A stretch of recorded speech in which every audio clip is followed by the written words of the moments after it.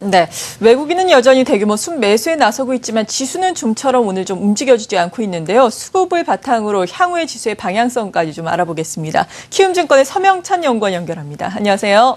네, 안녕하세요. 네, 먼저 지수의 상승 탄력이 많이 둔화가 됐는데 지수의 방향성은 어떻게 전망을 하고 계세요?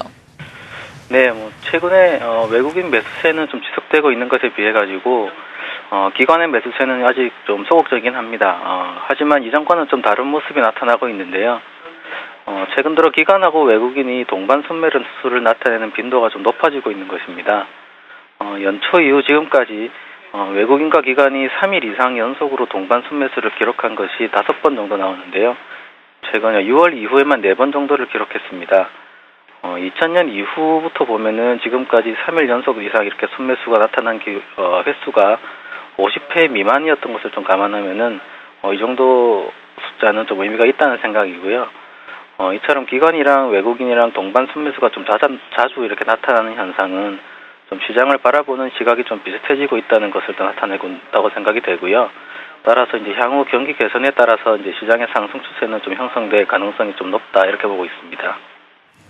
네, 그렇다면 최근에 업종별 추이를 보자면은 특히나 외국인이 집중하고 있는 경기 민감주들이 많이 올라오고 있는 상황인데 추가 상승을 기대해 본다면은 그렇다면 여전히 대형 경기 민감주가 더 잘 갈 것으로 보시는 건가요? 업종별 섹터별 전략은 어떻게 주시겠어요?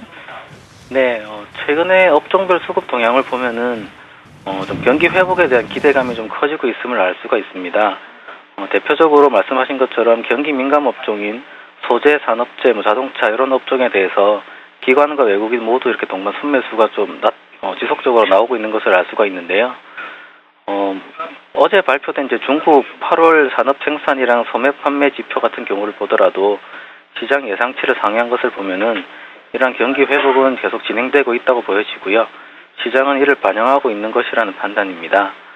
향후 이제 상승 여력 측면에서 보면 수급적인 측면에서 본다면 기관이랑 외국인이랑 약간 다소 차이가 있기는 합니다.